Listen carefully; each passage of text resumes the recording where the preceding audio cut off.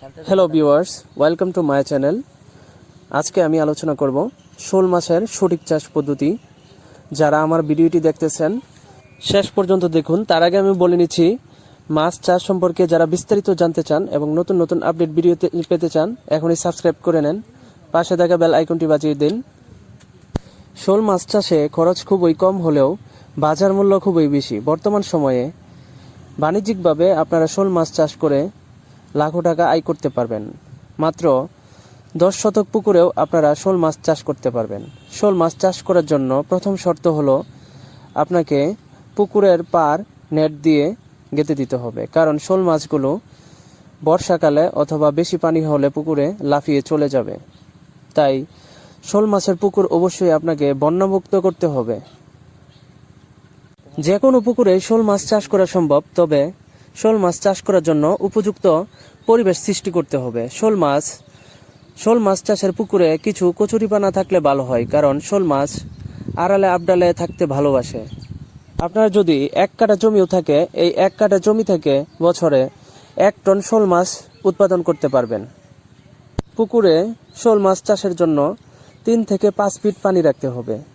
মাত্র 6 মাসে প্রতিটা পিস শোল মাছের ওজন 800 থেকে 1000 গ্রাম পর্যন্ত হয়ে থাকে।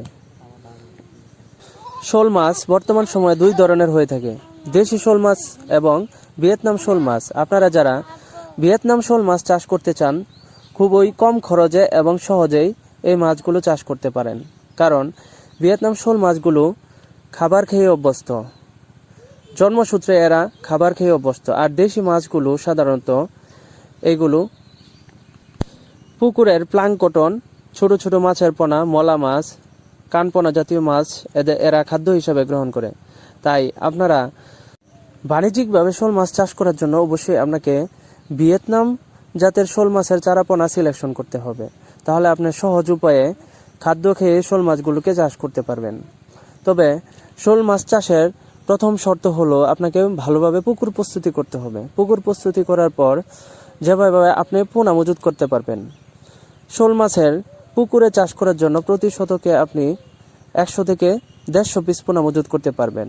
তবে একটা বিষয় অবশ্যই খেয়াল রাখবেন, পুকুরে যদি মাছের ঘনত্ব বেশি হয়ে যায় তাহলে মাছের গ্রোথ খুবই কম আসবে, মাছ বড় হবে না। তাই শোল মাছ চাষের জন্য দ্বিতীয় শর্ত হলো ঘনত্ব যেন ঠিক থাকে, সেই ব্যাপারে খেয়াল রাখতে হবে। বৈশাখ মাস শোল মাছের প্রজনন মাস। বৈশাখ মাসের পর থেকে আপনারা শোল মাছের চারাপোনা সংগ্রহ করতে পারবেন। আপনারা যারা ভিয়েতনাম শোল মাছ চাষ করতে আগ্রহী, আমাদের কাছ থেকে সংগ্রহ করতে পারবেন। আমাদের কাছে 2 সাইজের ভিয়েতনাম শোল মাছের পোনা রয়েছে, যেমন বর্তমান সময়ে 1.5 ইঞ্চি সাইজের এবং 2.5 ইঞ্চি সাইজের, 2.5 ইঞ্চি থেকে 3 ইঞ্চি সাইজের শোল মাছের পোনা রয়েছে। তবে শোল মাছ চাষ করার ক্ষেত্রে একটা বিষয় অবশ্যই লক্ষ্য রাখবেন, শীতকালীন শোল মাছের ক্ষতরোগ দেখা দিতে পারে, তখন মৎস্য কর্মকর্তাদের পরামর্শ নিতে হবে। তবে সেই সময় পানিতে উপযুক্ত পরিমাণে চুন এবং পটাশিয়াম পারম্যাঙ্গানেট মিশ্রিত করে পানিতে ছিটিয়ে দিলে এবং পানি পরিবর্তন করলে এই ক্ষতরোগ থেকে রক্ষা পাওয়া যায়। তো শোল মাছ চাষে যারা আগ্রহী, আমাদের সাথে যোগাযোগ করে ভিয়েতনাম শোল মাছের পোনা সংগ্রহ করতে পারবেন। আমরা দেশের বিভিন্ন স্থানে হোম সার্ভিস দিয়ে থাকি। এই মাছগুলো যারা আয়সা নিয়ে যেতে পারবেন না, তাদের জন্য হোম সার্ভিস দেওয়ার ব্যবস্থা রয়েছে।